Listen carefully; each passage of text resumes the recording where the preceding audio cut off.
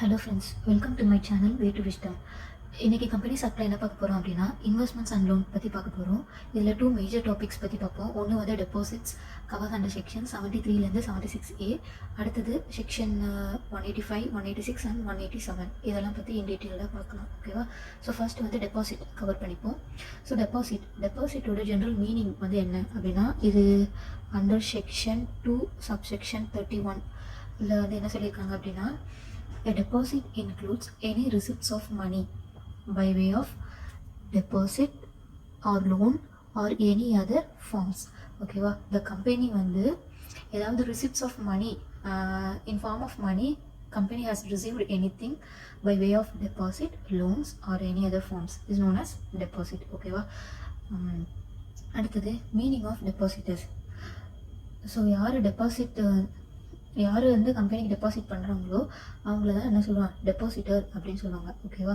So in general வந்து 2 types இருக்குது. ஒன்று வந்து எப்படின்னா, the member of the public company or private company who has deposited money with its company. அவங்க கம்பெனிக்கே, ப்ரைவேட் கம்பெனி ஆச்சோ பப்ளிக் கம்பெனி ஆச்சோ, அதில் உள்ள மெம்பர்ஸ் அந்த கம்பெனிக்கே அமௌண்ட்டை டெபாசிட் பண்ணாங்க அப்படின்னா அந்த மெம்பர்ஸ் வந்து என்னென்னு கன்சிடர் பண்ணுவாங்க, டெபாசிட்டர் அப்படின்ட்டு கன்சிடர் பண்ணுவாங்க. அடுத்தது any persons other than the members R not. கம்பெனியில் உள்ள மெம்பர்ஸாகவும் இருக்கலாம், அதர் தென் மெம்பர்ஸாகவும் இருக்கலாம்.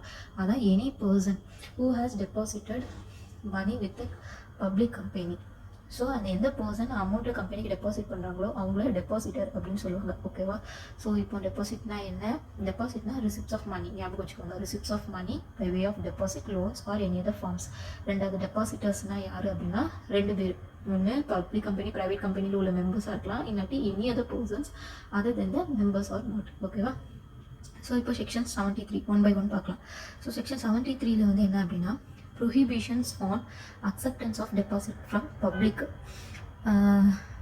ஓகே, இது செக்ஷன் 73 வந்து என்ன அப்படின்னா, prohibitions acceptance of deposit from பப்ளிக்ல இருந்து வர டெபாசிட் மட்டும் அக்செப்ட் பண்ண மாட்டாங்க. ஓகேவா? ஸோ அதை வந்து ஹெட்டிங். ஸோ ஃபர்ஸ்ட் பாயிண்ட் வந்து அதான் சொல்லியிருப்பாங்க, no company shall accept, invite, renew the deposit from the public except in the manner prescribed under this chapter.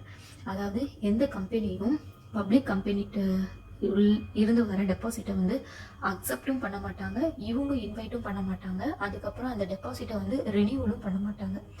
ஆனால் ஒரே ஒரு எக்ஸம்ப்ட் வந்து இருக்குது, except in the manner prescribed under this chapter. இந்த சாப்டர்லேயே அண்டர் செக்ஷன் 76ல வந்து என்ன சொல்லுது அப்படின்னா, acceptance of deposit from public in certain cases. So அந்த சர்டன் கேசஸில் மட்டும் பப்ளிக் கம்பெனிகிட்டேருந்து டெபாசிட் அக்செப்ட் பண்ணுவாங்க. அதர் தென் தட் பப்ளிக் கம்பெனிகிட்டேருந்து டெபாசிட் அக்செப்ட் பண்ண மாட்டாங்க எந்த கம்பெனி. ஓகேவா? ஸோ இப்போ கம்பெனி சொல்கிறோம்ல, அந்த கம்பெனி வந்து எந்தெந்த கம்பெனிலாம் இன்க்ளூட் ஆகாது அப்படின்னா, banking company, NBFC, any company specified by the government, central government. ஓகேவா? ஏன் பேங்கிங் கம்பெனி, என்பிஎஃப்சி வந்து இன்க்ளூட் ஆகாது கம்பெனியில் அப்படின்னா, ஏன்னா பேங்கிங் கம்பெனியோட மெயின் பர்பஸே வந்து என்னது அப்படின்னா, accepting the deposits and lending the money to the customer. ஓகேவா? அதனால அவங்களோட ஆர்டினரி கோர்ஸ் ஆஃப் பிஸ்னஸே வந்து என்னது அப்படின்னா, accepting the deposit from the public and lending it to the customer. ஓகேவா? ஸோ அதனால பேங்கிங் கம்பெனி, என்பிஎஃப்சி வராது. அது போக சென்ட்ரல் கவர்மெண்ட் ஏதாவது ஒரு கம்பெனியை வந்து ஸ்பெசிஃபைட் பண்ணி சொல்லியிருந்தாங்க அப்படின்னா அதுவும் இன்க்ளூட் ஆகாது. ஸோ அதான் prohibitions on acceptance of deposit from பப்ளிக்கில் கம்பெனி வந்து accept, invest or renew the deposit from the பப்ளிக்லேருந்து அக்செப்டோ ரெனியூவோ இன்வைட்டோ பண்ணியிருக்கக்கூடாது, அதர் தென் அண்டர் செக்ஷன் 76. ஓகேவா? இப்போது டெபாசிட் வந்து பப்ளிக்கை தவிர அதர் கம்பெனி அதர் மெம்பர்ஸ்ட்டு வந்து டெபாசிட் அக்செப்ட் பண்ணுவாங்கல்ல, அப்படி அக்செப்ட் பண்ணணும்னா சில கண்டிஷன்ஸ் இருக்குது. அந்த கண்டிஷன்ஸ் நம்ம ஃபுல்ஃபில் பண்ணியிருக்கணும். அது என்ன கண்டிஷன்ஸ் அப்படின்னா, ஃபர்ஸ்ட்டு வந்து ஸ்பெஷல் ரெசல்யூஷன் பாஸ் பண்ணியிருக்கணும். டெபாசிட் வந்து கம்பெனி அக்செப்ட் பண்ணுறாங்க அப்படின்னா கண்டிப்பாக ஸ்பெஷல் ரெசல்யூஷன் பாஸ் பண்ணியிருக்கணும். ரெண்டாவது, மெம்பர்ஸ், கம்பெனியில் உள்ள மெம்பர்ஸ் எல்லாத்துக்குமே சர்க்குலர் வந்து பாஸ் பண்ணியிருக்கணும். அந்த சர்க்குலரில் என்ன இன்க்ளூட் ஆகிருக்கும் அப்படின்னா, கம்பெனியோட financial position of the company, கம்பெனியோட ஒரிஜினல் ஃபினான்ஷியல் பொசிஷன் என்ன, அப்புறம் கம்பெனியோட கிரெடிட் ரேட்டிங். கிரெடிட் ரேட்டிங்னா உங்களுக்கு என்னன்னு தெரியும். ஸோ நார்மலாகவே இப்போது இண்டிவிஜுவல்ஸ் எல்லாத்துக்குமே கிரெடிட் ரேட்டிங், கிரெடிட் ஸ்கோர் அப்படின்ட்டு நம்ம கேள்விப்பட்டிருப்போம். அதே மாதிரி கம்பெனிக்கும் கிரெடிட் ரேட்டிங் இருக்கும். ஸோ அந்த கிரெடிட் ரேட்டிங் அந்த சர்க்குலரில் மென்ஷன் பண்ணியிருக்கணும். அடுத்தது number of depositors, total number of depositors. ஓகேவா? ஸோ கம்பெனியில் மொத்தமாக எவ்வளோ டெபாசிட்டர்ஸ் இருக்காங்க அப்படின்ட்டு மென்ஷன் பண்ணியிருக்கணும். Amount due towards the deposits accepted by the company till date வரைக்கும் எவ்வளோ டெபாசிட் அமௌண்ட் வந்து டியூ இருக்குது அப்படின்ட்டு அந்த சர்க்குலரில் மென்ஷன் பண்ணியிருக்கணும். மொத்தம் 4 ஐட்டம்ஸ் மென்ஷன் பண்ணியிருக்கணும். ஒன்று கம்பெனியோட financial position, credit rating, total number of depositors, amount due of the deposit amount due till date வரைக்கும் எவ்வளோ அமௌண்ட் டெபாசிட் டியூ இருக்குது அப்படின்ட்டு அந்த சர்க்குலரில் மென்ஷன் பண்ணி அதை மெம்பர்ஸ்க்கு வந்து இஷ்யூ பண்ணணும். ஓகேவா? இஷ்யூ பண்ணது வந்து ஆர்ஓசிட்ட ஃபைல் பண்ணணும். இது வந்து இம்பார்ட்டன்ட். ஓகேவா? ஸோ நார்மலாக நம்ம எப்போவுமே என்ன பண்ணுவோம், ஏதாச்சும் சர்க்குலரோ நோட்டீஸோ இஷ்யூ பண்ணதுக்கப்புறம் ஆர்ஓசிட்ட வந்து நம்ம ஃபைல் பண்ணுவோம். ஆனால் இதில் என்ன பண்ணணும் அப்படின்னா, first filing the circular with ஆர்ஓசிட்ட ஃபைல் பண்ணிவிட்டு அதில் இருந்து 30 டேஸ்க்குள்ளே before the issue of circular வந்து மெம்பருக்கு வந்து கொடுக்கணும். ஓகேவா? ஸோ அதான் filing the circular with ROC within 30 days before the issue of circular.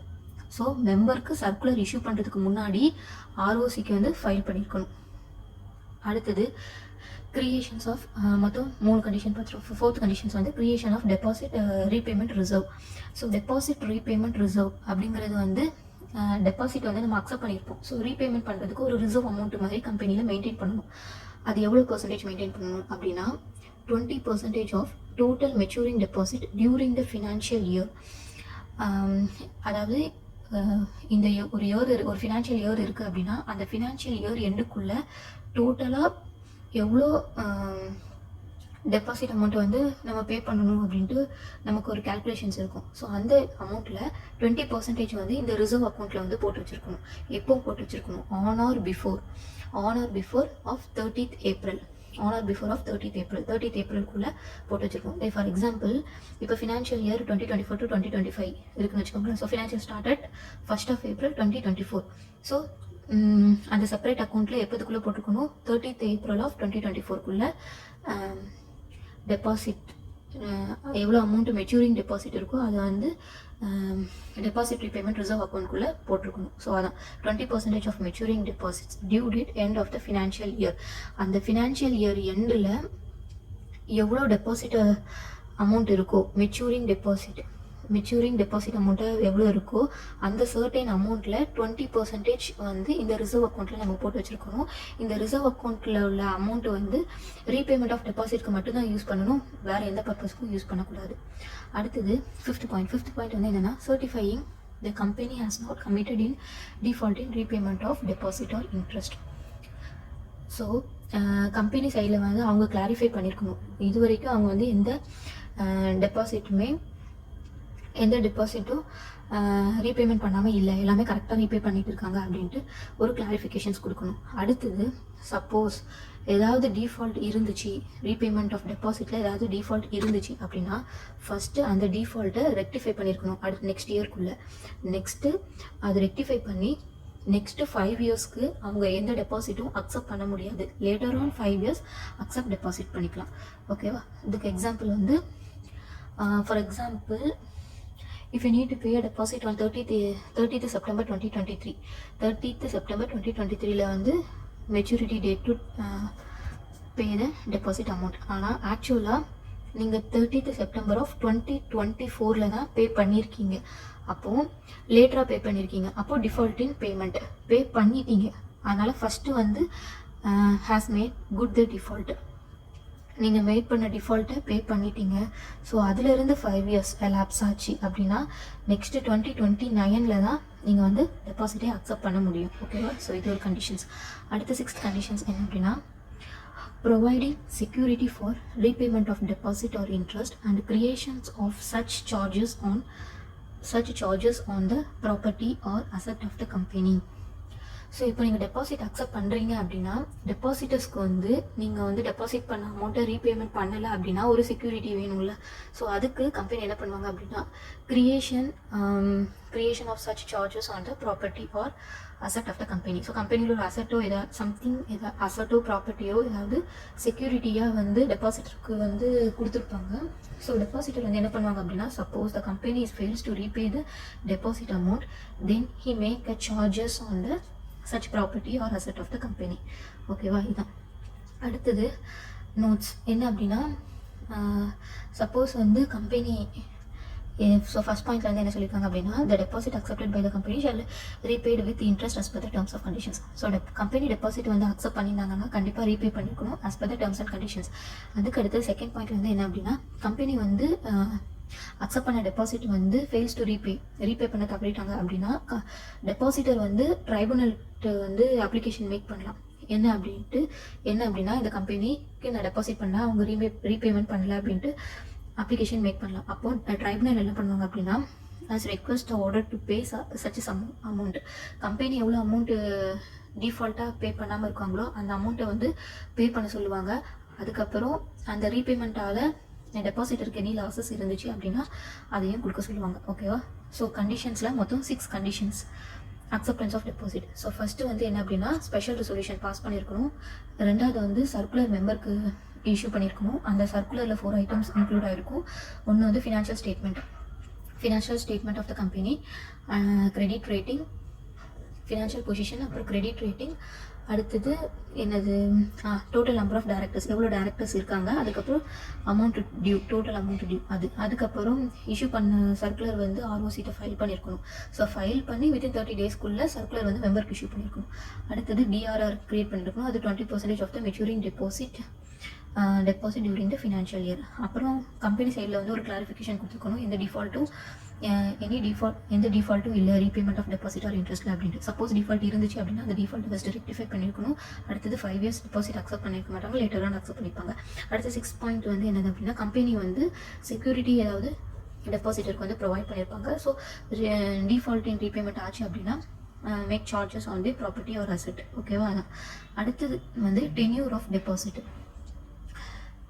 Deposit, அதாவது ஒரு டைம் பீரியடுக்குள்ளே இருந்தால் மட்டும்தான் அந்த டெபாசிட்டை வந்து அக்செப்ட் பண்ணுவாங்க கம்பெனி. ஸோ லெஸ் தெனாக இருந்தாலும் அக்செப்ட் பண்ணியிருக்க மாட்டாங்க, மோர் தெனாக இருந்தாலும் அக்செப்ட் பண்ணியிருக்க மாட்டாங்க. ஓகேவா? So 4 cases. So less than 3 months உள்ள டெபாசிட்ஸ் எதுவுமே கம்பெனி அக்செப்ட் பண்ண மாட்டாங்க, நாட் பெர்மிட்டட். 3 months to 26 monthக்குள்ளே இருந்துச்சு அப்படின்னா அக்செப்ட் பண்ணுவாங்க. ஆனால் ஒரு கண்டிஷன்ஸ் இருக்குது. என்ன கண்டிஷன்ஸ் அப்படின்னா, up to 10% of the paid up share capital, free reserve plus security premium. Because என்ன அப்படின்னா 3 months to 6 monthங்கிறது வந்து ஷார்ட்டர் பீரியட். ஓகேவா? அந்த ஷார்ட்டர் பீரியடில் டெபாசிட் அக்செப்ட் பண்ணுறாங்க அப்படின்னா இந்த கண்டிஷன்ஸ் வந்து சாட்டிஸ்ஃபை பண்ணிக்கணும். ஐ மீன் அப் டு 10% தான். Paid up share capital, free reserve plus security premium மூணுத்தையும் சேர்த்து 10% எவ்வளோ அமௌண்ட் வருதோ அவ்வளோ அமௌண்ட் தான் அக்செப்ட் பண்ணுவாங்க டெபாசிட்டை. அது போக எக்ஸீடாக அக்செப்ட் பண்ண மாட்டாங்க. அடுத்தது 6 months to 36 months வந்து அக்செப்டட் பெர்மிட் பண்ணிப்பாங்க. மோர் தென் 36 monthsனாலும் அக்செப்ட் பண்ணிக்க மாட்டாங்க. லெஸ் தென் 3 monthsனாலும் அக்செப்ட் பண்ண மாட்டாங்க. மோர் தென் 36 monthsனாலும் அக்செப்ட் பண்ண மாட்டாங்க. 3 months to 36 months தான் சப்ஜெக்ட் டு சச் கண்டிஷன், அதாவது 10% of paid up share capital, free reserve and security premium. 6 months to 36 monthsனா எந்த லிமிட் இல்லாமல் ஃபுல்லுமே டெபாசிட் அக்செப்ட் பண்ணிப்பாங்க. அடுத்தது maximum amount of deposit that can be accepted, எந்த பீரியடில் இருந்தால் டெபாசிட் அக்செப்ட் பண்ணிப்பாங்கன்ட்டு பார்த்தோம். அடுத்தது மேக்ஸிமம் எவ்வளோ அமௌண்ட் வந்து டெபாசிட் அக்செப்ட் பண்ண முடியும் அப்படின்னா, maximum 35% of the paid up share capital, free reserve plus security premium தான் அக்செப்ட் பண்ண முடியும். அதில் 2 cases இருக்குது. ஒன்று வந்து எலிஜிபிள் கம்பெனி, இன்னொன்று அதர் தென் எலிஜிபிள் கம்பெனிஸ். ஓகேவா? ஸோ எலிஜிபிள் கம்பெனினா அவங்க சில கண்டிஷன் சாட்டிஸ்ஃபை பண்ணிக்கணும். யார் எலிஜிபிள் கம்பெனி அப்படி சொல்லுவோம் அப்படின்னா, ஃபர்ஸ்ட் வந்து பப்ளிக் லிமிடெட் கம்பெனி, ரெண்டாவது நெட்வொர்த் வந்து more than or equal to 100 crore and turnover more than or equal to 500 crore. Conditions ஞாபகம் வச்சுக்கோங்க. அண்டுனா இந்த 2 லிமிட்டும் ஃபுல்ஃபில் பண்ணியிருக்கணும் எலிஜிபிள் கம்பெனிக்கு. அதுக்கப்புறம் special resolutions passed for acceptance from public வந்து நீங்கள் டெபாசிட் அக்செப்ட் பண்ணுறீங்க அப்படின்னா ஸ்பெஷல் ரெசல்யூஷன் பாஸ் பண்ணியிருக்கணும். ஸோ இது 2 கண்டிஷன்ஸ். அது வந்து பப்ளிக் லிமிடெட் கம்பெனியாக இருக்கணும். அடுத்தது நெட்வொர்த் வந்து more than or equal to 100 crore and turnover more than or equal to 500 crore. அதுக்கப்புறம் ஸ்பெஷல் ரெசல்யூஷன் பாஸ் பண்ணியிருக்கணும் பப்ளிக் கம்பெனியாக இருந்துச்சு. ஸோ இப்போ அக்செப்டன்ஸ் ஆஃப் டெபாசிட் எலிஜிபிள் கம்பெனியாக இருந்துச்சு அப்படின்னா மெம்பர்கிட்ட இருந்து அக்செப்ட் பண்ணிக்கலாம், பப்ளிக் இருந்து அக்செப்ட் பண்ணிக்கலாம். அதர் தென் எலிஜிபிள் கம்பெனி அப்படின்னா பப்ளிக் வந்து நம்ம அக்செப்ட் பண்ண முடியாது, மெம்பர்ஸ் வந்து மட்டும்தான் அக்செப்ட் பண்ண முடியும். ஸோ எலிஜிபிள் கம்பெனியாக இருந்தால் மட்டும்தான் மெம்பர்ஸ்டையும் அக்செப்ட் பண்ணிக்கலாம், பப்ளிக்டையும் அக்செப்ட் பண்ணிக்கலாம். ஓகேவா? ஞாபகம் வச்சுக்கோங்க. ஸோ மெம்பர்ஸ் எத்தனை % அக்செப்ட் பண்ணிக்கலாம் அப்படின்னா 10% of the paid up share capital, free reserve plus security premium. அடுத்தது பப்ளிக் எவ்வளோ பண்ண முடியும் அப்படின்னா 25% of the paid up share capital, free reserve plus security premium. அடுத்தது அதர் கம்பெனிஸ். ஸோ அதர் கம்பெனிஸ்னால் ஃபுல்லி யார்கிட்ட தான் வந்து அக்செப்ட் பண்ண முடியும், மெம்பர்ஸ்ட்டு மட்டும்தான். ஏன்னா பப்ளிக் வந்து இதில் எலிஜிபிள் கிடையாது. So 35% of paid share capital free reserve plus security ப்ரீமியமும் மெம்பர்ஸ்ட்டு மட்டும் தான் அக்செப்ட் பண்ண முடியும். கவர்மெண்ட் கம்பெனிஸ்க்கும் இது அப்ளிகபிள் ஆகும். ஓகேவா? ஸோ செக்ஷன் 73 கம்ப்ளீட் பண்ணியாது. என்னது அப்படின்னா prohibitions on acceptance of deposit from public. So first point என்ன பார்த்தோம், கம்பெனி எந்த கம்பெனியுமே deposit, invest or renew deposit from the public company other than the section covered under this chapter அப்படின்னு போட்டு அந்த செக்ஷன் 76 தவிர்த்து ரிமைனிங் எல்லாமே வந்து பப்ளிக் வந்து டெபாசிட் அக்செப்ட் பண்ண முடியாதுன்னு பார்த்தோம். அடுத்தது கண்டிஷன்ஸோட 6 கண்டிஷன்ஸ் பார்த்தோம். அதுக்கப்புறம் டென்யூர் ஆஃப் தி டெபாசிட் பார்த்தோம். அடுத்தது maximum amount of deposit that can be accepted பார்த்தோம். அடுத்தது செக்ஷன் 74. ஸோ 74 வந்து சிம்பிள் செக்ஷன்ஸ் தான். The repayment of deposit accepted before the commencement of this act. இது என்ன அப்படின்னா, இந்த ஆக்ட் கொண்டு வரதுக்கு முன்னாடி கம்பெனி வந்து சம் அமௌண்ட் வந்து டெபாசிட் அக்செப்ட் பண்ணியிருப்பாங்க. அந்த அக்செப்ட் பண்ண டெபாசிட் வந்து ரீபேமெண்ட் பண்ணணும். சப்போஸ் ரீபேமெண்ட் பண்ணலை அப்படின்னா இந்த ஆக்ட் வந்து வித்தின் 30 டேஸ்க்குள்ளே ரிஜிஸ்டருக்கு வந்து கம்யூனிகேட் பண்ணியிருக்கணும், இதே மாதிரி ரீபேமெண்ட் பண்ணலை அப்படின்ட்டு. ஸோ உடனே ரிஜிஸ்டர் என்ன சொல்லுவாங்க அப்படின்னா, வித்தின் 1 இயர்க்குள்ளே நீங்கள் ரீபேமெண்ட் பண்ணிடுங்க அப்படின்னு சொல்லுவாங்க. சப்போஸ் கம்பெனியால் வித்தின் 1 இயர்க்குள்ளே ரீபேமெண்ட் பண்ணலை அப்படின்னா ட்ரைபுனல்கிட்ட வந்து அப்ளிகேஷன் மேக் பண்ணுவாங்க. அதுக்கப்புறம் ட்ரைபுனல் வந்து ஒரிஜினலாக உங்களோட கம்பெனி பொசிஷன் என்ன, எவ்வளோ அமௌண்ட் டெபாசிட் ரீபேமெண்ட் பண்ண வேண்டியிருக்கு, இன்ட்ரெஸ்ட் என்ன, எல்லாமே செக் பண்ணிவிட்டு ஒரு டைம் லிமிட் கொடுத்து இந்த டைம் லிமிட்டுக்குள்ளேயாச்சும் நீங்கள் வந்து ரீபேமெண்ட் பண்ணுங்கள் அப்படின்ட்டு சொல்லுவாங்க. அந்த டைம் லிமிட்லேயும் இந்த கம்பெனியால் ரீபேமெண்ட் பண்ண முடியல அப்படின்னா தென் ட்ரைபுனல் வில் பனிஷ்மெண்ட் பண்ணுவாங்க. கம்பெனி சைடு டிஃபால்ட்டாக இருந்துச்சுன்னா 1 crore to 100 crore. இதே ஆஃபீஸராக இருந்துச்சு அப்படின்னா 25 lakh to 2 crore and imprisonment up to 7 years. ஓகேவா? இதுதான் செக்ஷன் 74 இருக்குது. அடுத்தது maintenance of deposit repayment reserve account. So மேலே அக்செப்டன்ஸ் ஆஃப் டெபாசிட்டில் ஒரு கண்டிஷன்ஸில் ஒன்று பார்த்தோம்ல, கிரியேஷன் ஆஃப் டிஆர்ஆர் எவ்வளோ 20% of the maturing deposit during the financial year அப்படின்னு பார்த்தோம். ஸோ 20% வந்து டெபாசிட் பண்ணி வைக்கணும். ஆனால் மினிமமாக நீங்கள் எவ்வளோ மெயின்டைன் பண்ணணும் அப்படின்னா 15% of deposit in financial year and next year. இந்த வருஷத்துக்கும் அடுத்த வருஷத்துக்கும் சேர்த்து எவ்வளோ மெயின்டைன் பண்ணணும், 15% ஆஃப் டெபாசிட். ஓகேவா? அடுத்தது register of deposit. So register of deposit. So எந்த கம்பெனி ரிஜிஸ்டர் வந்து ஃபாலோ பண்ணுவாங்க அப்படின்னா, யார் டெபாசிட் அக்செப்ட் பண்ணுறாங்களோ அவங்க கண்டிப்பாக ரிஜிஸ்டர் வந்து மெயின்டைன் பண்ணி தான் ஆகணும். அந்த ரிஜிஸ்டர் எங்கே இருக்கும் அப்படின்னா ரிஜிஸ்டர் ஆஃபீஸில் இருக்கும். அந்த ரிஜிஸ்டரில் என்னென்ன கண்டென்ட்லாம் இருக்கும் அப்படின்னா, இது name and address of the PAN of the யாரோடது டெபாசிட்டரோட டீட்டெயில்ஸ் இருக்கும். ஓகேவா? மைனராக இருந்துச்சுன்னா கார்டியனோட பர்டிகுலர்ஸு, இல்லாட்டி நாமினி பர்டிகுலர்ஸு, அதுக்கப்புறம் எவ்வளோ அமௌண்ட் ஆஃப் டெபாசிட் வந்து நீங்கள் பண்ணியிருக்கீங்க அப்படின்ட்டு, என்னைக்கு பண்ணியிருக்கீங்க, rate of interest payable, due date of payment of interest, durations of deposits and date on which the deposit is repayable, என்னைக்கு டெபாசிட் வந்து ரீபேமெண்ட் பண்ணணும். இது போக வேறு ஏதாச்சும் இம்பார்ட்டன்ட் மேட்டர்ஸ் இருந்தாலும் அதுவும் என்க்ளோஸ் பண்ணியிருக்கணும். அதெல்லாம் அந்த ரிஜிஸ்டர் ஆஃப் டெபாசிட்டில் அந்த ரிஜிஸ்டரில் மென்ஷன் ஆகிருக்கும். ஓகேவா? The particulars of the above shall be made within 7 days from the date on which the receipt is duly authorized by the board secretary, any other persons authorized by the board of directors. ஓகேவா? இந்த register வந்து 8 years வந்து நீங்கள் preserve பண்ணி வச்சுருக்கணும் from the end of the financial year. அடுத்தது section 75. Section 75 வந்து என்னது அப்படின்னா, damage for fraud. Damage for fraud, for example company வந்து டெபாசிட் வந்து அக்செப்ட் பண்ணியிருப்பாங்க. அக்செப்ட் பண்ண பர்பஸே வந்து என்னது அப்படின்னா டிஃப்ராட் பண்ணுறதுக்காண்டியே டெபாசிட் வந்து அக்செப்ட் பண்ணியிருந்தாங்க அப்படின்னா அந்த டைமில் அவங்க வந்து பனிஷபிள் அண்டர் செக்ஷன் 74 சப்செக்ஷன் 3 இல்லாட்டி அண்டர் செக்ஷன் 447 கீழே வந்து பனிஷபிள்.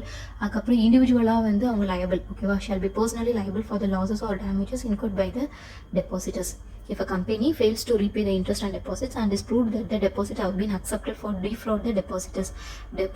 defraud பண்ணுறதுக்காண்டியே அந்த டெபாசிட் அக்செப்ட் பண்ணியிருந்தாங்க அப்படின்னா பனிஷபிள் அண்டர் செக்ஷன் 74 சப்செக்ஷன் 3. இப்போ தான் மேலே பார்த்தோம். அப்புறம் 447 கீழே வந்து பனிஷ் பண்ணுவாங்க.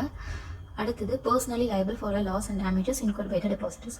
ஸோ இதுதான் 75 டேமேஜ் ஃபார் ஃப்ராட். ரெண்டாவது 76 important. Okay, acceptance of deposit from the public by certain conditions. 3 கண்டிஷன்ஸில் பப்ளிக்ட இருந்து டெபாசிட் அக்செப்ட் பண்ணுவாங்க. எப்போ அப்படின்னா, பப்ளிக் கம்பெனிக்கு லிமிட் இருக்குது. Net worth more than or equal to 100 crore or turnover more than or equal to 500 crore. இந்த limit எங்கேயோ பார்த்த மாதிரி இருக்கும். முன்னாடியில் தான் பார்த்தோம். என்ன அப்படின்னா எலிஜிபிள் கம்பெனிக்கு வந்து பார்த்தோம். அதில் கண்டிஷன்ஸில் அண்ட் இருந்துச்சு, இங்கே ஆர் இருக்கும், அவ்வளோதான். இந்த லிமிட் எக்ஸிட் ஆச்சு அப்படின்னா அது பப்ளிக் கம்பெனி. அந்த பப்ளிக் கம்பெனிகிட்டேருந்து டெபாசிட் அக்செப்ட் பண்ணிக்கலாம். ஓகேவா. ரெண்டாவது பாயிண்ட் வந்து என்ன அப்படின்னா கிரெடிட் ரேட்டிங் வந்து கம்பெனி வந்து ஆப்டைன் பண்ணியிருக்கணும் from recognised credit rating agency. ப்ராப்பராக அத்தரைஸ் பண்ண கிரெடிட் ரேட்டிங் ஏஜென்சிலேருந்து அந்த கிரெடிட் ரேட்டிங் ஆப்டைன் பண்ணி அக்செப்டன்ஸ் டெபாசிட் அக்செப்ட் பண்ணுறதுக்கு முன்னாடி பப்ளிக்கு வந்து இஷ்யூ பண்ணியிருக்கணும். ஓகேவா. இது ரெண்டாவது பாயிண்ட். மூணாவது பாயிண்ட் வந்து என்ன அப்படின்னா within 30 days of the receipt of secured deposit the company shall create a charges on its asset the amount not less than the value of the deposit. So company வந்து receipt of money deposit வந்து accept பண்ணி within 30 டேஸ்க்குள்ள company shall create a charge on its asset. Secured டெபாசிட்டாக இருந்துச்சு அப்படின்னா company என்ன பண்ணுவாங்க, அசட்டோ ப்ராப்பர்ட்டியோ சம்திங் வந்து செக்யூர்டாக இஷ்யூ பண்ணியிருப்பாங்க. ஸோ அதில் சார்ஜஸ் வந்து மேக் பண்ணுவாங்க. அந்த சார்ஜ் அமௌண்ட் வந்து டெபாசிட் அமௌண்ட்டோட லோயராக இருக்கக்கூடாது. ஓகேவா. இந்த 3 கண்டிஷன்ஸும் சாட்டிஸ்ஃபை பண்ணியிருந்தாங்க அப்படின்னா அந்த கண்டிஷன்ஸில் company can accept the deposit from the public. So first public கம்பெனிட்டேருந்து டெபாசிட் அக்செப்ட் பண்ணலாம் அப்படின்னா பப்ளிக்கான லிமிட் தெரிஞ்சிருக்கணும். more than or equal to 100 crore net worth. அப்புறம் turn over more than or equal to 500 crore. ரெண்டாவது ப்ராப்பராக அந்த கிரெடிட் ரேட்டிங் வந்து வச்சுருக்கணும். எங்கள் ஆத்தரைஸ் கிரெடிட் ரேட்டிங் ஏஜென்சி மூலயமா இஷ்யூ பண்ண கிரெடிட் ரேட்டிங்கை வந்து பப்ளிக்கு வந்து இஷ்யூ பண்ணணும் டெபாசிட் அக்செப்ட் பண்ணுறதுக்கு முன்னாடி. அடுத்தது 30 டேஸ்க்கு முன்னாடி within 30 days from the date of from the receipt of secured deposit. Okay. Deposit நீங்கள் அக்செப்ட் பண்ணி வித்தின் 30 டேஸ்க்குள்ளே நீங்கள் செக்யூரிட்டி டெபாசிட் சம் அசட்டோ ப்ராப்பர்ட்டியோ செக்யூர்டாக நீங்கள் கொடுத்துருப்பீங்கல்ல. ஸோ அதில் சார்ஜஸ் வந்து நீங்கள் போடலாம். அந்த சார்ஜஸ் வந்து எதோட கம்மியாக இருக்கக்கூடாது அப்படின்னா வேல்யூ ஆஃப் த டெபாசிட்டோட கம்மியாக இருக்கக்கூடாது. அடுத்தது section 76A punishment of contraventions 73 to 76. ஓகேவா. 73 to 76 வந்து இப்போ செக்ஷன் பார்த்தோம். அதில் ஏதாவது கான்ட்ராவென்ஷன்ஸ் இருந்துச்சு அப்படின்னா இந்த பெனால்ட்டி வந்து அப்ளிகபிள் ஆகும். கம்பெனியாக இருந்துச்சு அப்படின்னா ஃபைன் வந்து 1 crore இல்லாட்டி twice the amount of deposit whichever is lower. இதே ஆஃபீஸர் இன் டிஃபால்ட்டாக இருந்துச்சுன்னா imprisonment up to 7 years, fine வந்து 25 lakh to 2 crore. ஸோ ஃபைனோட அமௌண்ட்டு பனிஷ்மெண்ட்டோட அமௌண்ட்லாம் வந்து ஞாபகம் வைக்க முடிஞ்சால் வச்சுக்கோங்க, பெட்ரு. பட் எந்தளவுக்கு ஞாபகம் இருக்குன்ட்டு எனக்கு தெரியல. பட் ஆனால் ரீட் பண்ணும்போது ஒன்ஸ் ரீட் பண்ணிக்கோங்க. ஓகேவா. If the deposit is accepted with intention to defraud then section 447 is applicable. So மேலே அந்த பார்த்தோம்ல டேமேஜ் ஃபார் ஃப்ராடு செக்ஷன் 75ல். ஸோ வந்து வாண்டடாகவே டெபாசிட் வந்து அக்செப்ட் பண்ணிங்க டிஃப்ராட் பண்ணுறதுக்காண்டி அப்படின்னா அவங்க பனிஷபிள் அண்டர் செக்ஷன் 447 கீழே லைபிள் ஆவாங்க. ஓகேவா. ஸோ இப்போ வந்து டெபாசிட் டாபிக் வந்து கம்ப்ளீட் பண்ணிட்டோம். ஸோ டெபாசிட் வந்து செக்ஷன் 73லேருந்து 76 வரைக்கும் 76A வந்து பனிஷ்மெண்ட் பற்றி சொல்லியிருக்கு. ஓகேவா. நெக்ஸ்ட்டு ஒரு 3 செக்ஷன் பார்க்க போகிறோம். ஓகே. ஃபஸ்ட்டு வந்து 185 லோன்ஸ் டு டைரக்டர்ஸ். நார்மலாக கம்பெனி வந்து டைரக்டர்ஸ்க்கு வந்து லோன் கொடுக்க மாட்டாங்க, ஆனால் சில கேசஸில் லோன் கொடுப்பாங்க. ஸோ அதை பற்றி தான் டீட்டெயிலாக பார்க்க போகிறோம். ஓகேவா. ஸோ ஃபஸ்ட்டு வந்து என்ன சொல்கிறாங்க அப்படின்னா company is not permitted to advance any loan including a loan representing the book debt, any guarantee security to a director or any other person in whom such director is interested. So எந்த கம்பெனியுமே loan கொடுக்க மாட்டாங்க, guarantee கொடுக்க மாட்டாங்க, security கொடுக்க மாட்டாங்க. இந்த represented book டெப்ட்னா என்ன அப்படின்னா சப்போஸ் நீங்கள் வந்து டேரக்டர்ஸ்க்கோ யாருக்கோ லோன் கொடுத்து அந்த லோன் அமௌண்ட் வந்து அசட் பேலன்ஸ் ஷீட் அசட்டில் வந்து மென்ஷன் பண்ணியிருந்தீங்க, ரெக்யூர்ட் டு கம் அப்படின்ட்டு மென்ஷன் பண்ணியிருந்தீங்க அப்படின்னாலுமே அந்த டேரக்டர்ஸ்க்கு வந்து லோன் கொடுக்க மாட்டாங்க. ஓகேவா. ஸோ டேரக்டர்ஸ்க்கும் கொடுக்க மாட்டாங்க, அவங்களோட இன்ட்ரெஸ்டட் பர்சனுக்கும் கொடுக்க மாட்டாங்க. ஸோ அந்த இன்ட்ரெஸ்டடில் யாரெல்லாம் வருவாங்க அப்படின்னா partner or relative of any director. இதே ஃபோமாக இருந்தாங்க அப்படின்னா such director or relative is a partner. இதே ப்ரைவேட் கம்பெனியாக இருந்துச்சுன்னா such director is a member or a director. இதே பாடி கார்பரேட்டாக இருந்துச்சு அப்படின்னா the director himself in acting together holds more than 25% of the voting power. அதுக்கப்புறம் இந்த பாடி கார்பரேட் கம்பெனியாக இருந்துச்சு அப்படின்னா இந்த board of director, managing director, manager should act as the directions as per the directors of the lending company. So ஒரு கம்பெனியில் உள்ள board of director, managing director, managers 3 பேருமே நீங்கள் சொல்கிற டைரக்ஷன்ஸ் படி பண்ணாங்க அப்படின்னா அதுவுமே என்னென்னா இன்ட்ரெஸ்டட் பர்சன் கீழே வருவாங்க. ஓகேவா? ஸோ ஃபஸ்ட் பாயிண்ட் என்ன சொல்லியிருக்கு அப்படின்னா, கம்பெனி அவங்களோட டைரக்டர்ஸ்க்கோ any other person in whom he is இன்ட்ரெஸ்டட்க்கு லோனோ கேரண்டியோ செக்யூரிட்டியோ கொடுக்க மாட்டாங்க அப்படின்னு சொல்லியிருக்காங்க. அடுத்தது செக்ஷன் 185(1)ல் வந்து என்ன அப்படின்னா, சர்டன் கேசஸ் வந்து எக்ஸம்ஷன்ஸ். ஓகேவா? இந்த கேசஸ்லாம் வந்து அவங்களோட டைரக்டருக்கு லோன் கொடுக்கலாம். ஸோ அதில் ஃபஸ்ட் கேஸ் வந்து என்ன அப்படின்னா, வேற எனி loan is given to the managing director ஒரு whole time director. So managing டைரக்டருக்கும் ஹோல் டைம் டைரக்டருக்கும் லோன் கொடுக்கலாம். எப்போ கொடுக்கலாம் அப்படின்னா, ஃபர்ஸ்ட் பாயிண்ட் வந்து என்னென்னா, as a part of conditions of service extended by a company all its employee. அதாவது என்ன அப்படின்னா, எல்லா எம்ப்ளாயிக்குமே காமனாக ஒரு கண்டிஷன்ஸ் வந்து இஷ்யூ பண்ணியிருக்காங்க. ஐ மீன் ஒரு சர்வீஸ் வந்து கம்பெனி ப்ரொவைட் பண்ணுறாங்க அப்படின்னா அந்த இதை வந்து அவைல் பண்ணிக்கலாம். ஃபார் எக்ஸாம்பிள், இப்போ வந்து ஹவுசிங் லோன் வந்து எம்ப்ளாயிக்கு வந்து ப்ரொவைட் பண்ணுறாங்க கம்பெனி சைடில் இருந்து. ஸோ அந்த ஹவுசிங் லோனை யார் அவைல் பண்ணிக்கலாம்? மேனேஜிங் டைரக்டரோ ஹோல் டைம் டைரக்டரோ அவைல் பண்ணிக்கலாம். ஓகே, அதில் எதுவும் சேஞ்சஸ் இல்லை. அதுக்கப்புறம் மெம்பர்ஸ் எல்லாம் சேர்ந்து அந்த ஸ்கீமுக்கு வந்து ஸ்பெஷல் ரெசல்யூஷன் பாஸ் பண்ணி அப்ரூவ் பண்ணியிருந்தாங்க அப்படின்னா அந்த டைம்லையும் மேனேஜிங் டைரக்டர் ஹோல் டைம் டைரக்டரும் லோன் வந்து கம்பெனிகிட்டேருந்து வாங்கிக்கலாம். அடுத்தது ரெண்டாவது கண்டிஷன் வந்து என்னென்னா, கம்பெனி இந்த ordinary course of business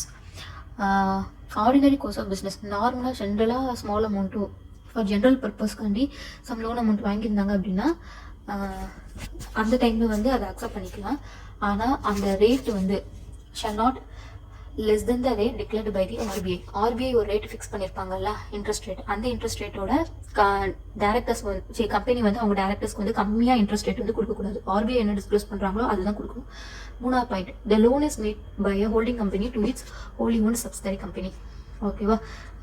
holding company அவங்களோட ஹோலி ஓன்ட் சப்சிடரி கம்பெனிக்கு வந்து லோன் கொடுத்துக்கலாம். அடுத்து ஃபோர்த் பாயிண்ட் வந்து என்ன அப்படின்னா, ஃபோர்த் பாயிண்ட்க்கு வந்து எக்ஸாம்பிள் சொல்கிறேன். ஃபார் எக்ஸாம்பிள், கம்பெனி ஏங்கிறது வந்து ஹோல்டிங் கம்பெனி, கம்பெனி பிங்கிறது வந்து wholly owned company, wholly owned subsidiary company. அடுத்தது பேங்க். ஓகே, இப்போ பேங்க்ல இருந்து ஹோலி ஓன்டு கம்பெனி வந்து லோன் வாங்குறாங்க. அந்த லோனுக்கு யார் கேரண்டி கொடுக்காங்கன்னா கம்பெனி ஏ வந்து கேரண்டி கொடுக்காங்க. ஸோ இந்த கேசஸ்லையும் இது வந்து எக்ஸம்ஷன்ஸ் கீழே கவர் ஆகும். ஓகேவா? ஸோ மொத்தம் 4 பாயிண்ட்ல வந்து கம்பெனி வந்து டேரக்டர்ஸ்க்கு வந்து லோன் கொடுக்கலாம். ஃபர்ஸ்ட் பாயிண்ட் வந்து மேனேஜிங் டைரக்டர் ஹோல் டைம் டைரக்டருக்கு வந்து ஃபர்ஸ்ட் வந்து என்னென்னா, condition of service extended by a company to its employees. அடுத்தது ஸ்பெஷல் ரெசல்யூஷன்ஸ், மெம்பர்ஸ் வந்து அந்த சர்வீஸ்க்கு ஸ்பெஷல் ரெசல்யூஷன் அப்ரூவ் பண்ணியிருந்தாங்க அப்படின்னா அப்போ. ரெண்டாவது பாயிண்ட் வந்து என்னென்னா, ஆர்டினரி கோர்ஸ் ஆஃப் பிஸ்னஸ். ஆனால் அந்த ரேட் ஆஃப் இன்ட்ரெஸ்ட் வந்து ஆர்பிஐ டிஸ்க்ளோஸ் பண்ண ரேட்டோட கம்மியாக இருக்கக்கூடாது. அடுத்தது ஹோல்டிங் கம்பெனி வந்து ஹோலி ஓன்டு சப்சிடரி கம்பெனிக்கு வந்து லோன் கொடுத்துக்கலாம். அடுத்தது ஹோல்டிங் கம்பெனி வந்து ஹோலி ஓன்டு கம்பெனிக்கு வந்து கேரண்டி கொடுக்கலாம் for getting loan from the public or banks or financial institutions. ஓகேவா? இப்போ அந்த கிளாஸ் 3 அண்ட் இந்த பாயிண்ட் நம்பர் 3 and 4 ஹோல்டிங் கம்பெனிட்டேருந்து ஹோலி ஓன்டு சப்சிடரி கம்பெனி வந்து லோன் வாங்குறாங்க. ஆனால் அந்த ஹோலி ஓன்டு கம்பெனி வந்து அது எதுக்காண்டி தான் யூஸ் பண்ணியிருக்கணும்? பிஸ்னஸ் பர்பஸ்க்காண்டி, பிரின்சிபல் பிஸ்னஸ் பர்பஸ்க்காண்டி மட்டும்தான் யூஸ் பண்ணியிருக்கணும். அதான் சொல்லியிருக்காங்க. அடுத்தது பெனால்ட்டி ஆஃப் கான்ட்ராவென்ஷன் செக்ஷன் 185(2). இந்த லோன்ஸ் டு டைரக்டர்ஸ் செக்ஷனில் வந்து ஏதாச்சும் கான்ட்ராவென்ஷன்ஸ் பண்ணியிருந்தாங்க அப்படின்னா அதுக்கு ஃபைன் அமௌண்ட் வந்து minimum 5 lakh to 25 lakh in case of company. In case of officer, director or any other person to whom loan securities, guarantees is provided, imprisonment up to 6 months and fine வந்து 5 lakh to 25 lakh.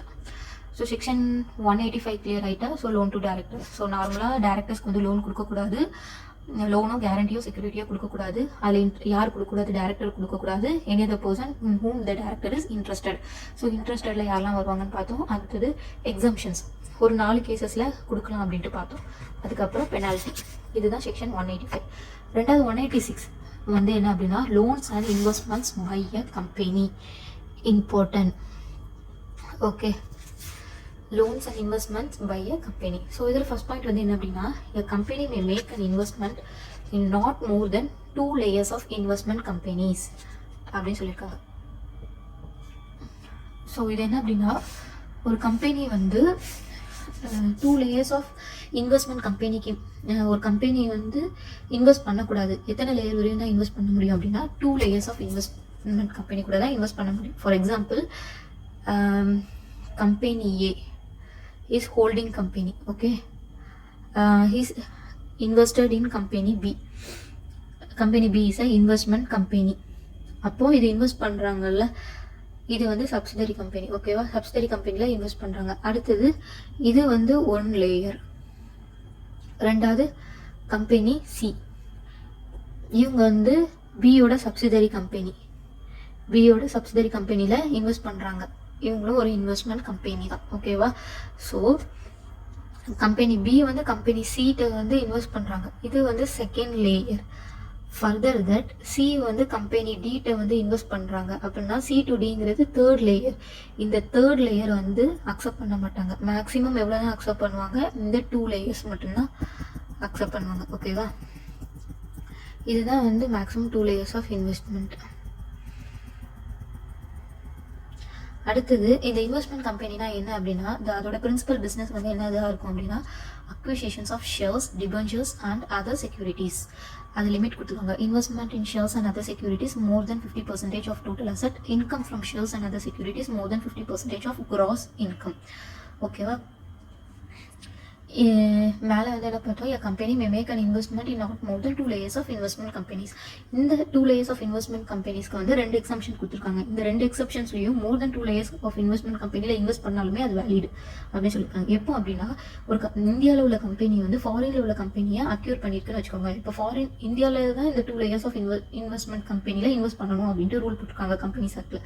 ஆனால் ஃபாரினில் உள்ள company வந்து more than 2 லேயர்ஸ்க்கு மேலே வச்சுருந்தாலும் அவங்களோட லாஸில் வந்து எந்த ரெஸ்ட்ரிக்ஷன்ஸுமே இல்லை அப்படின்னா ஸோ அந்த கேசஸில் அது வந்து accepted. More than 2 layers of investment in investment கம்பெனினாலுமே அது அக்செப்டட் தான். ஓகேவா, அடுத்தது subsidiary company can have any investment subsidiary purpose of meeting. இதுவுமே சிமிலர் டு ஏ பாயிண்ட் தான். அதாவது மேலே ஒரு எக்ஸாம்பிள் பார்த்தோம்ல, ஸோ கம்பெனி பிங்கிறது வந்து subsidiary of the company A, அதே மாதிரி கம்பெனி சிங்கிறது subsidiary company of company B. அடுத்தது கம்பெனி சி வந்து கம்பெனி டி கூட இன்வெஸ்ட்மெண்ட் பண்ணியிருந்தாலுமே அது வந்து என்னென்னு பண்ணியிருப்போம், மோர் தென் 2 லேயர்ஸாக இருந்தாலும் அவங்க ரூல்ஸ் படி, ஐ மீன் அதர் தென் இந்தியாவில் அது வேலிடுனா ஸோ அந்த கம்பெனி கூட சப்சிடரி கம்பெனியாக இருந்துச்சுன்னா அது ஹோல்டிங் கம்பெனியும் என்னதான் ஆகும், மோர் தென் 2 லேயர்ஸ் ஆஃப் இன்வெஸ்ட்மெண்ட் கீழே கான்செப்டில் தான் வரும். ஸோ அதுவுமே என்னது வேலிட் அப்படின்னு சொல்லியிருக்காங்க. ஸோ ஒரே ஒரு பாயிண்ட் தான். ஃபஸ்ட்டு பாயிண்ட் வந்து என்ன அப்படின்னா 2 லேயர்ஸ் ஆஃப் இன்வெஸ்ட்மெண்ட் கம்பெனியில் இன்வெஸ்ட்மெண்ட் பண்ணக்கூடாது. இன்வெஸ்ட்மெண்ட் கம்பெனினா என்ன அப்படின்ட்டு ஒரு 2 கண்டிஷன்ஸ் இருக்குது. அதுக்கப்புறம் 2 எக்ஸம்ஷன்ஸ் கொடுத்துருக்காங்க. மோர் than 2 layers of investment கம்பெனிலையும் invest பண்ணிக்கலாம் அப்படின்ட்டு 2 எக்ஸம்ஷன் வந்து கொடுத்துருக்காங்க. அடுத்தது செக்ஷன் 186(2) என்ன சொல்லியிருக்கு அப்படின்னா no company shall directly or indirectly grants any loan grants any loan, guarantee, provide securities or any securities. Provide any securities ப்ரொவைடும் பண்ணக்கூடாது, அக்யூரும் பண்ணக்கூடாது. யார்கிட்ட இருந்து அப்படின்னா for any persons or a body corporate. இதுதான் 3 டிஃப்ரெண்ட் பாயிண்ட்லேயும் 1 by 1 சொல்லியிருக்காங்க. ஸோ ஃபர்ஸ்ட் வந்து give any loans to any person or body corporate. ரெண்டாவது give any guarantee or provide services in connections with loan to any persons or body corporate. மூணாவது acquire any securities of any body corporate by way of subscriptions, purchase or otherwise. ஓகேவா, so காமனாக என்ன ஞாபகம் வச்சுக்கணும், loans guarantee, securities ப்ரொவைடும் பண்ணக்கூடாது, அக்யூரும் பண்ணக்கூடாது. செக்யூரிட்டிஸ் ப்ரொவைட் பண்ணக்கூடாது யார்கிட்ட வந்து பர்சன்ஸ் ஆர் பாடி கார்பரேட், அதான். ஓகேவா, அப்புறம் இந்த லிமிட் வந்து நான் கீழே வரும்போது சொல்கிறேன். ஓகேவா, ஸோ அடுத்தது a company shall disclose to member the financial statement full particulars of the loans given, investment made or guarantee given or security provided and purpose for which the recipient shall utilize the above. Company வந்து அவங்களோட members எல்லாத்துக்குமே என்ன disclose பண்ணியிருக்கணும் அப்படின்னா financial ஸ்டேட்மெண்ட்டில் company சார்பாக எவ்வளோ loans வெளியில் கொடுத்துருக்காங்க, எவ்வளோ லோன்ஸ் வாங்கியிருக்காங்க, எவ்வளோ கேரண்டி கொடுத்துருக்காங்க, எவ்வளோ டெபாசிட் அக்செப்ட் பண்ணியிருக்காங்க, என்ன செக்யூரிட்டிஸில் இஷ்யூ பண்ணியிருக்காங்க, இது எல்லாமே அந்த ஃபினான்ஷியல் ஸ்டேட்மெண்ட்டில் இன்க்ளூட் ஆகிருக்கணும். ஓகேவா, அதுக்கப்புறம் ரிசிபியன்ட் வாங்கியிருப்பாங்கல்ல, ஸோ அவங்க எந்த பர்பஸ்க்காண்டி அதை யூஸ் பண்ணியிருக்காங்க அப்படின்ட்டு மென்ஷன் பண்ணியிருக்கணும். இதெல்லாமே மெம்பருக்கு வந்து டிஸ்க்ளோஸ் பண்ணியிருக்கணும். எது மூலியமா? ஃபினான்ஷியல் ஸ்டேட்மெண்ட் மூலியமா டிஸ்க்ளோஸ் பண்ணியிருக்கணும் அப்படின்ட்டு சொல்லியிருக்காங்க. அடுத்தது, கம்பெனி வந்து ஏதாவது இன்வெஸ்ட்மெண்ட்டோ கேரண்டியோ செக்யூரிட்டிஸோ பண்ணுறாங்க, ப்ரொவைட் பண்ணுறாங்க அப்படின்னா board resolutions with unanimous approval வேணும். ஓகேவா? So board resolutions with unanimous approval. Unanimous approval அப்படின்னா all the directors present at the meeting use acceptance. ஓகேவா? Acceptance for this resolutions. அப்போனா unanimous approval. Board resolutions with unanimous approval வேணும். அது போக அடிஷ்னலாக public financial இன்ஸ்டிடியூஷன்ஸ்லேருந்தும் அப்ரூவல் வேணும். So public financial இன்ஸ்டிடியூஷன்ஸ்லேருந்து எப்போ அப்ரூவல் வேண்டாம் அப்படின்னா அவங்களோட total loan guarantee security amount வந்து does not exceeds the limit. Limit தான், இதுதான் லிமிட். ஓகேவா? 60% of the paid up share capital or free reserve plus security premium or 100% of the free reserve plus security premium. இந்த ரெண்டுத்துல whichever is higher அதை தான் நம்ம எடுத்துருக்கணும் லிமிட்டா. அந்த லிமிட்டை வந்து எக்ஸீட் ஆயிருக்கக்கூடாது. கம்பெனி ப்ரொவைட் பண்ணுற லோன் கேரண்டி செக்யூரிட்டிஸ் வந்து எக்ஸீட் ஆயிருக்கக்கூடாது. அப்படி எக்ஸீட் ஆயிருந்தால் மட்டும்தான் பப்ளிக் ஃபினான்ஷியல் இன்ஸ்டிடியூஷன்ஸ்லேருந்து அப்ரூவல் வாங்கணும். ஆகலை அப்படின்னா வாங்க வேண்டாம். அது போக இதுக்கு முன்னாடி வாங்கின டெபாசிட்டோ லோன் அமௌண்ட்டோ எதுவும் ரீபேமெண்ட்டில் வந்து டிஃபால்ட் இல்லை அப்படின்னா வாங்க வேண்டாம். டிஃபால்ட் இருந்துச்சு அப்படின்னா கண்டிப்பாக பப்ளிக் ஃபினான்ஷியல் இன்ஸ்டிடியூஷன்ஸ் வந்து அப்ரூவல் வேணும். ஸோ ஃபர்ஸ்ட் பாயிண்ட் வந்து மெம்பர்ஸ்க்கு டிஸ்க்ளோஸ் ஃபினான்ஷியல் ஸ்டேட்மெண்ட்டில் டிஸ்க்ளோஸ் பண்ணியிருக்கணும். என்னெல்லாம் ஆக்டிவிட்டீஸ் வந்து கம்பெனி பண்ணுறாங்க, லோன்ஸ் கேரண்டி செக்யூரிட்டிஸ், அதுக்கு ரிலேட்டடாக என்ன ஆக்டிவிட்டீஸ் பண்ணுறாங்கன்ட்டு மெம்பர்ஸ்க்கு டிஸ்க்ளோஸ் பண்ணியிருக்கணும். ரெண்டாவது, லோன்ஸோ கேரண்டி செக்யூரிட்டிஸோ கம்பெனி ப்ரொவைட் பண்ணுறாங்க அப்படின்னா போர்டு ரெசல்யூஷன்ஸில் யுனானிமஸ் அப்ரூவல் வேணும். அது போக அடிஷ்னலாக பப்ளிக் ஃபினான்ஷியல் இன்ஸ்டிடியூஷன்ஸில் அப்ரூவல் வேணும். எப்போ வேண்டாம் அப்படின்னா 2 கேசஸில் வேண்டாம். லிமிட் எக்ஸீட் ஆகலை அப்படின்னா வேண்டாம். அப்புறம் ரீபேமெண்ட்டில் வந்து எந்த டிஃபால்ட் இல்லைனாலும் வேண்டாம். அடுத்தது third point, no loan shall be given with an interest rate lower than that of the rate prevailing yield of the government securities. Already முன்னாடி சொன்னது தான். ஸோ இவங்க வந்து கம்பெனி வந்து லோன் கொடுக்காங்க அப்படின்னா அந்த ரேட் வந்து ஃபிக்ஸ் பண்ணுவாங்க. ஸோ அந்த ரேட் வந்து கவர்மெண்ட் ப்ரொவைட் பண்ணதோட ப்ரிவைலிங் பண்ண ரேட்டோட கம்மியாக இருக்கக்கூடாது. அடுத்தது, a company which is in default of repayment of deposit or interest shall not give any loans guarantee securities till the default contains. அதாவது கம்பெனி வந்து அவங்களோட டெபாசிட் அமௌண்ட் ரீபேமெண்ட் பண்ணாமல் இருந்தாங்க அப்படின்னா அந்த டைமில் அவங்க நியூவாக இந்த லோன்ஸோ கேரண்டியோ செக்யூரிட்டிஸோ ப்ரொவைட் பண்ணக்கூடாது. ஓகேவா? ஸோ ஏன்னா பிகாஸ் அவங்களே already default in repayment of deposit அமௌண்ட்டே வந்து அவங்க பேமெண்ட் பண்ணாமல் இருக்காங்க. ஸோ அந்த டைமில் அவங்க மற்றவங்களுக்கு யாருக்குமே லோனோ கேரண்டி செக்யூரிட்டிஸோ கொடுக்கக்கூடாது அப்படின்னு சொல்லியிருக்காங்க.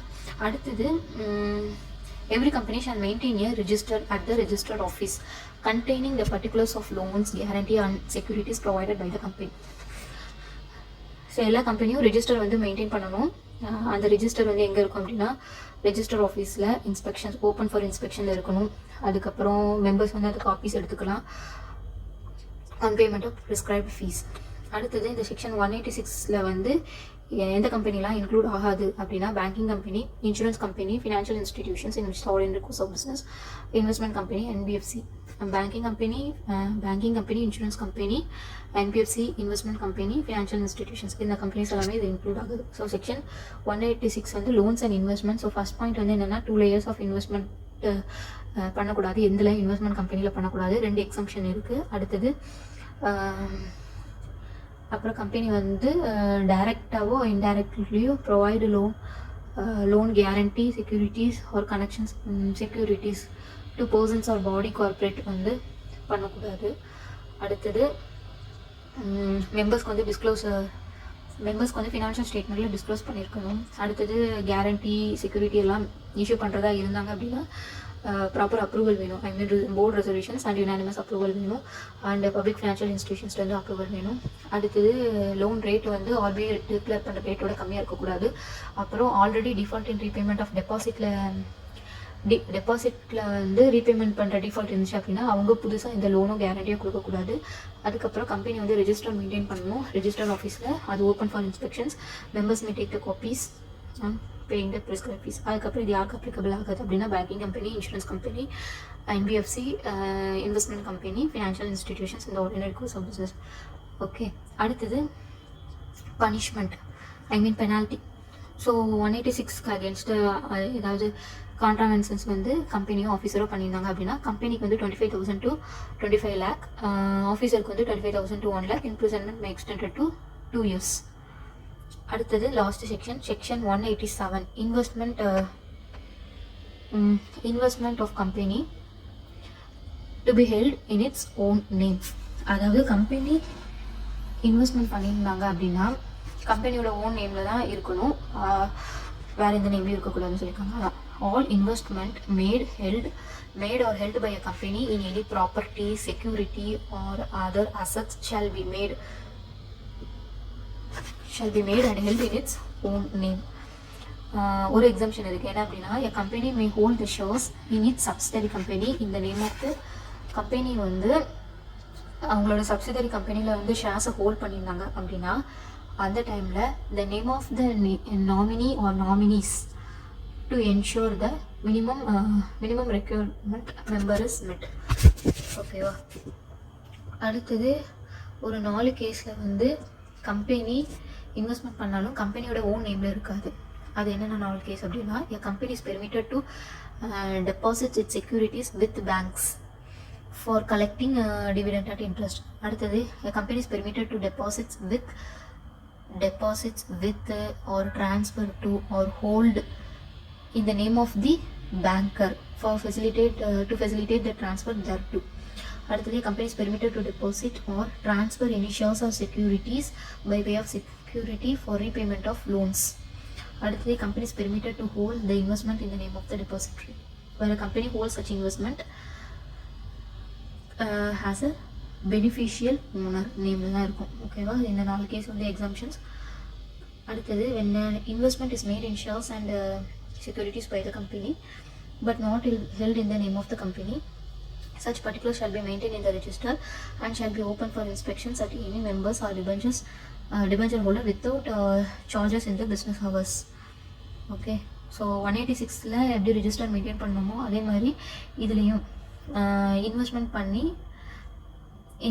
பண்ணி கம்பெனியோட நேமில் இல்லை அப்படின்னா அது என்னென்ன இதெல்லாம் கம்பெனியோட ஓன் நேமில் இல்லை, அதுதான் கம்பெனி நேமில் இருக்குது அப்படின்ட்டு டோட்டலாக டிஸ்க்ளோஸ் பண்ணி அந்த பர்டிகுலர்ஸ் வந்து அது வந்து ஒரு ரெஜிஸ்டராக ஃபார்ம் பண்ணி அதை ரெஜிஸ்டராக வந்து மேக் பண்ணி வச்சுக்கலாம். அது எப்போனாலும் மெம்பர்ஸ் இன்ஸ்பெக்ட் பண்ணி பார்த்துக்கலாம் டியூரிங் த பிஸ்னஸ் ஹவர்ஸ்க்கு வித்தவுட் எனி பேயில் அது வந்து இன்ஸ்பெக்ட் பண்ணி பார்த்துக்கலாம். So that's all.